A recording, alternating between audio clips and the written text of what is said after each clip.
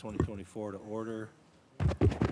You guys hear me? There we go. Calling this February 28th, 2024 Election Board meeting to order. Everybody please rise and join me in the Pledge of Allegiance.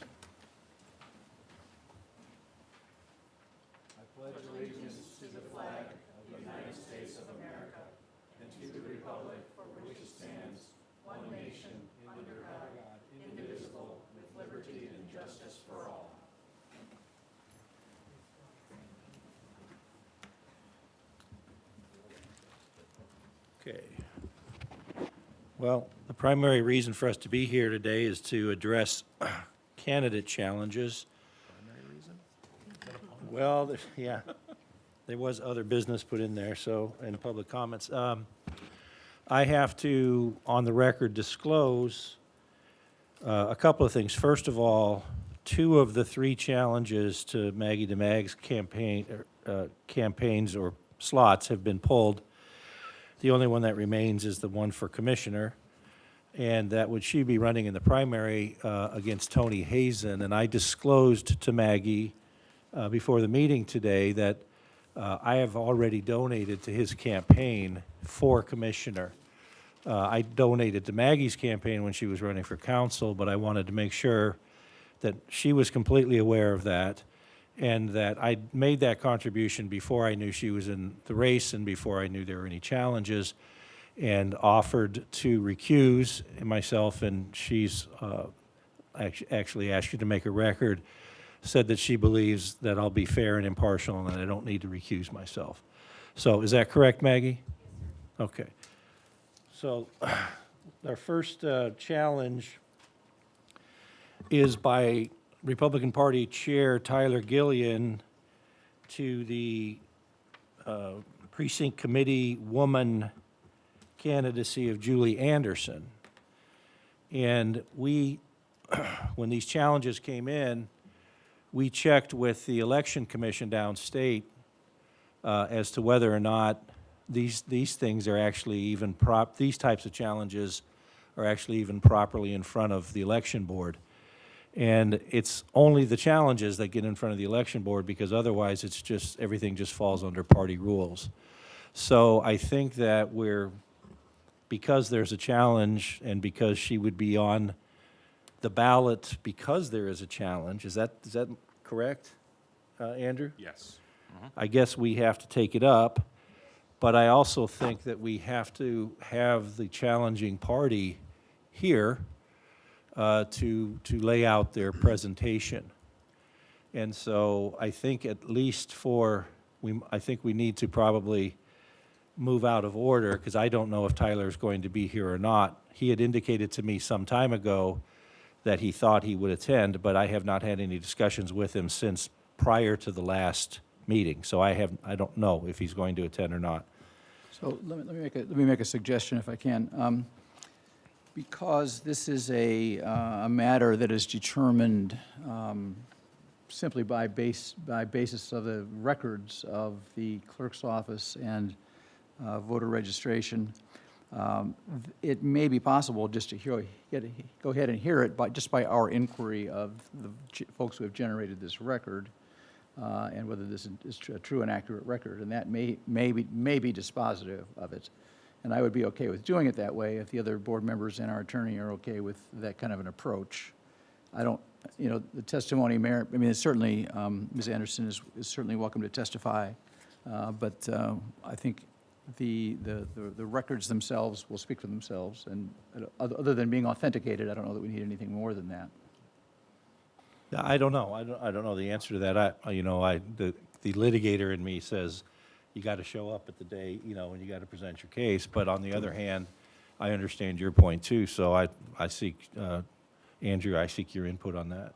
I would be more concerned if we were acting in the absence, or had we not given notice to the party who's being challenged, since the party who's being challenged is Ms. Anderson here? No, but I'm Okay. So Ms. Anderson isn't here and Mr. Gillian isn't here. I think before we proceed, maybe we do go out of order and see if either of them show up. And then the board decide whether they wish to proceed just based on on the merits of the records that have been disclosed by the voter registration department of the county clerk's office. Okay. And the person who indicated that she is here, you're here on behalf of Julie Anderson? I was told by the chair, Tyler Gillian, that he would not be here today, that he was okay with us proceeding. He was told that he asked Tricia Carrico whether he could pull the challenge, and she said it was too late to Oh. pull the challenge, and so I'm here. Tyler said she did not have to be here, Julie Anderson, and I said that I would come and talk about why I had asked her what the procedure. Okay. So I think we have a couple of options too. We could handle the other matter first and then take a recess for 10 minutes, and I left my phone in my car, and I could go text Tyler to confirm that that's in fact his position, that he wants to pull the challenge. If he wants to pull the challenge, since he's the challenger, I think he can. Right. And the other option is, if failing that, we can put Mrs. Drake under oath, and she can testify to what she's discussed, and then we can use that as part of the inquiry that you suggested. Right. Okay, so let's move forward with the challenge issued by Gloria Nidbalski against Maggie DeMag's candidacy for 3rd District Commissioner. Is Ms. Nidbalski here? No? Okay, then I'm going to just have some comments, and then I'm going to see if we're ready to vote, but I'm going to ask Ms. DeMag to speak if she wants to. Again, it seems to me the path we could take here is that the challenge is not brought by Gloria Nidbalski here, and so that would be a de facto pulling of it. But I'd like to make a record. Right. And my record in looking at this post that was made by Maggie DeMag on her Facebook account, where she indicated, I think the pertinent words were, "I am an independent candidate who makes only one promise: to serve the people of the 3rd District with complete honesty and transparency." Regardless of the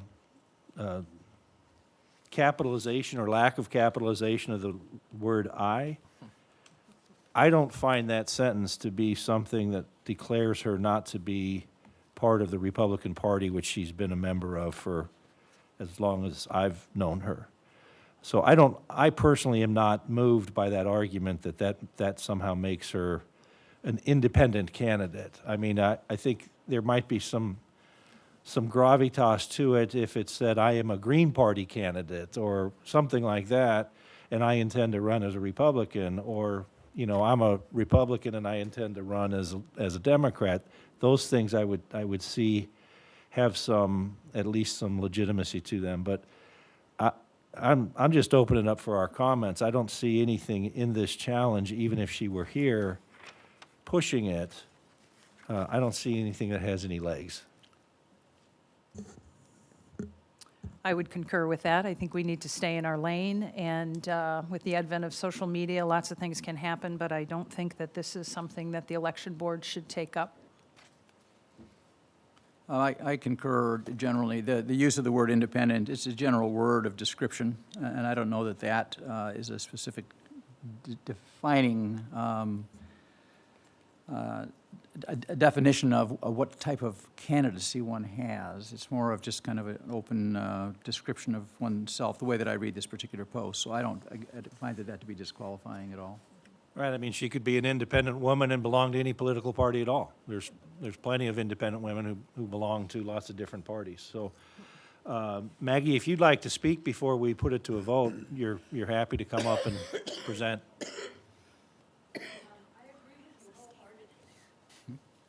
Okay.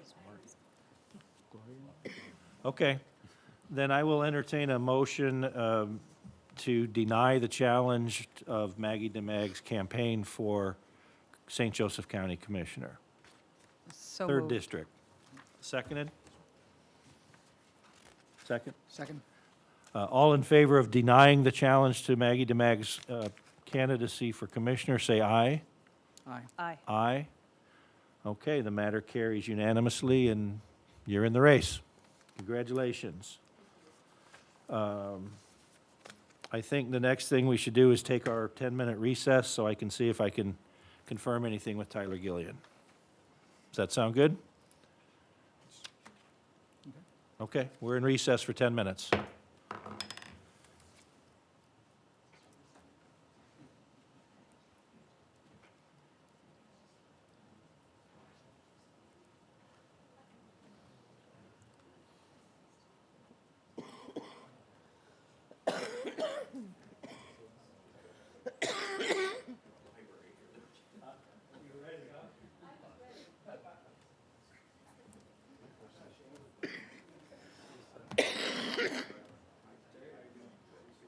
It's time for my medicine. My medicine's at home. To get home and back, my boss gave me permission to leave, everybody. I might be late.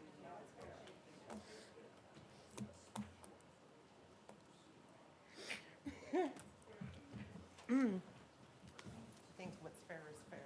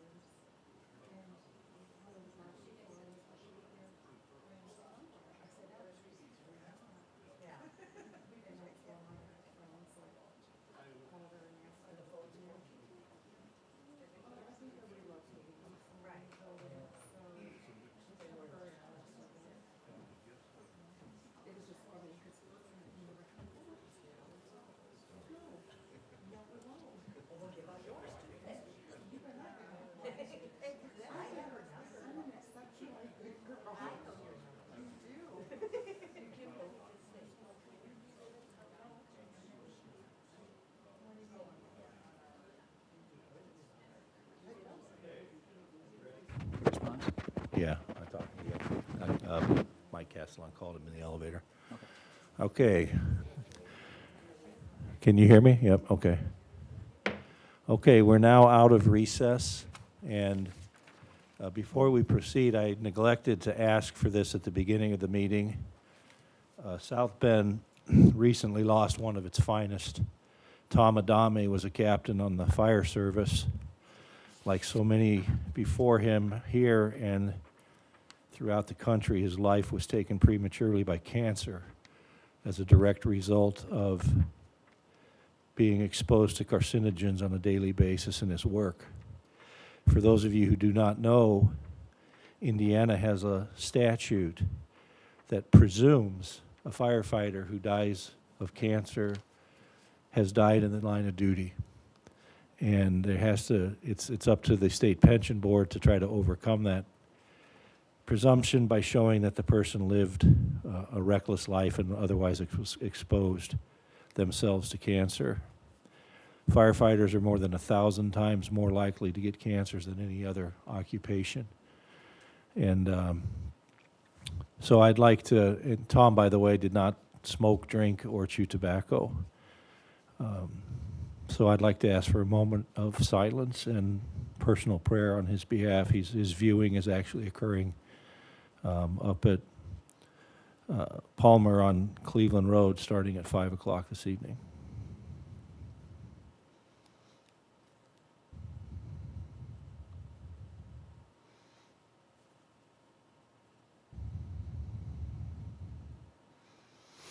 Thank you.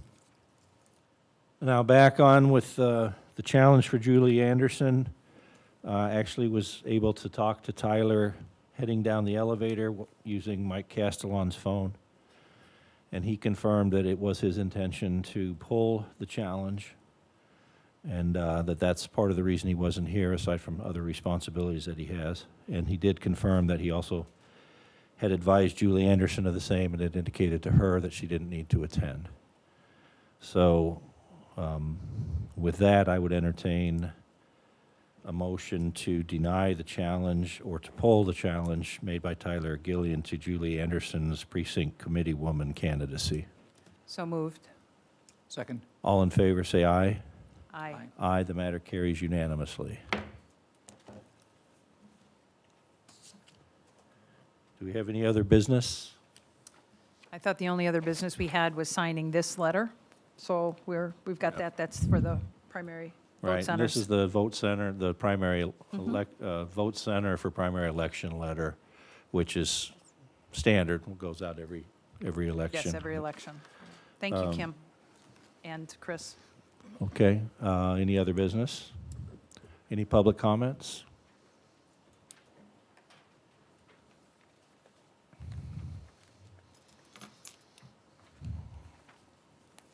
Good afternoon. Pam Clays, 1106 Bellevue, South Bend, Indiana. I wanted to ask you about the official minutes of January 5th. You approved them at the last meeting.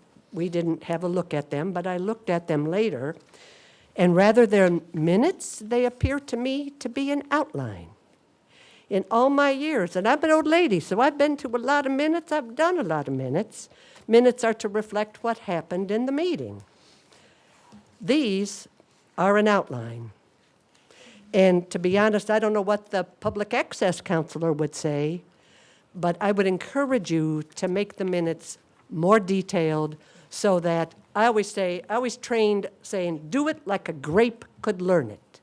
So if a grape could read it and knew what went on, that's what the minutes should be. Thank you. I do have a copy of those minutes, and they are done in a little bit of a different format in that they are in somewhat of outline.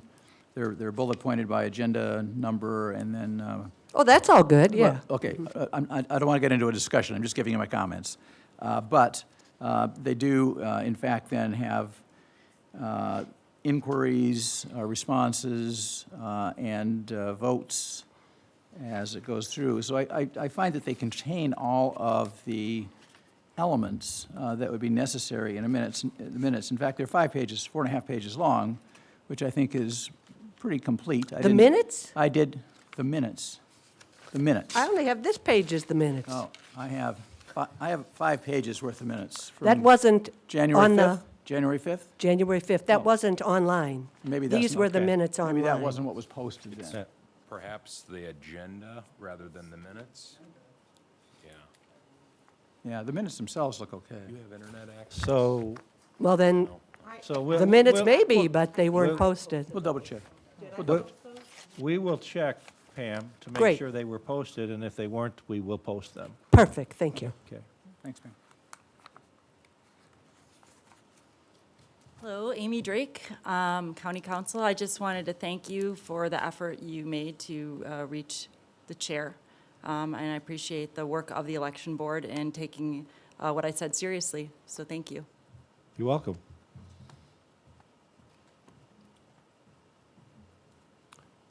Seeing no other public comment, I will entertain a motion to adjourn. So moved. Second. I'm sorry? Okay, we're not going to vote on that just yet. Next election board meeting. Thank you, Tricia. Do we have any deadlines coming up, Kim? that I we was know just of? going to say, I'm available in June. We're going to have deadlines for the ballots. We're in the middle of getting those sorted before they get sent out to everybody. That'll probably be the next deadline that I can think of. Ballot proofing, Yes. yes. But we also need to set the dates for training and everything coming up. We need to know about when the absentee can start, who is going to train them. That needs to be sorted. We have to have ballots sent out by the 23rd of March. So we have to start doing that as soon as we have ballots that are printed, able to be printed. So yeah, we got a number of things. Also, we got to figure out the training for poll workers and the dates and times. This room has to be reserved, and the materials need to be gone through from the election board. So yeah, we've got a lot of work cut out for us. I have good availability March 14th and March 15th. I don't have good availability before that. It'd be very sporadic. I will be in a jury trial the 12th, 13th, and 14th, and then a bench trial the morning of the 15th, but the afternoon of the 15th would work. That works for me. Nothing better than working late on Friday afternoons. The only thing better is, can we try to set something for, during March Madness so that we miss the games? I think I can Huh? arrange that. Amy, can we do that like we did with the Clemson game? Right, all right, all right.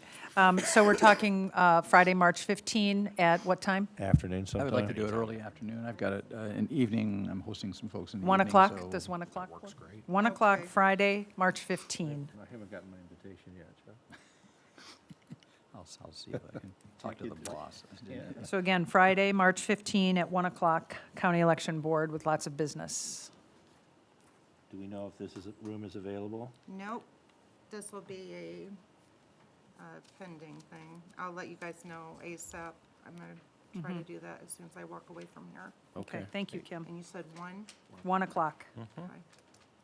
On the Ides of March. Okay, the matter of adjourning meeting has been moved and seconded. All in favor, say aye. Aye. Aye. Thank you. We're adjourned. Thank you, everyone.